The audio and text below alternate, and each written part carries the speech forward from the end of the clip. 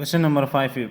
Your car is stuck in wet mud. Some students on their way to class C, your ready came to help out by sitting on the trunk of your car to increase its direction. Why does this help? आपकी गाड़ी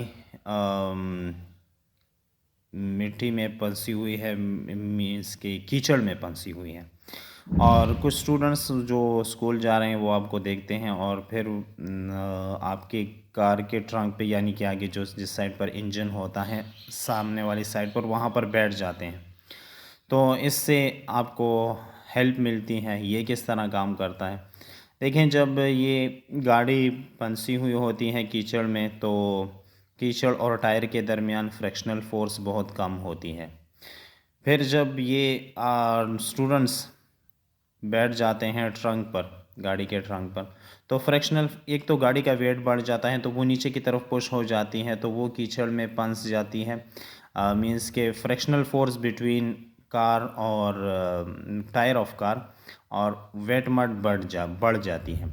तो जब fractional force बढ़ जाती है तो tyre push हो जाता है कीचड़ में और आगे की तरफ निकल जाता है, गाड़ी बाहर आ जाती है।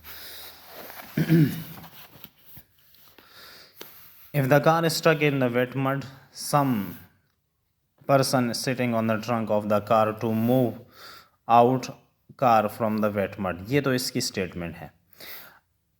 रीज़न इसकी, it is due to fractional forces. ये फ्रैक्शनल फोर्स की वजह से होता है। When the car is stuck in the wet mud, the friction between the tire and the mud is minimum. As a result, the car cannot come out of the wet mud. Now some students sit on the trunk of the car, then the weight of the car increases, the frictional force between the tire and the wet mud also increases. This increase in friction helps the car to come out of the wet mud.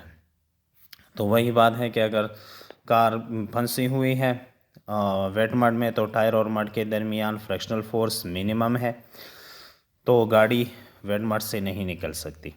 कुछ student फिर गाड़ी के trunk पर बैठ जाते हैं तो wait गाड़ी का बढ़ जाता है, फ्रिक्शन टायर और वेट मड के दरमियान बढ़ जाती है, और इसी फ्रिक्शनल फोर्स की मदद से आपकी गाड़ी वेट मड से निकल आती है।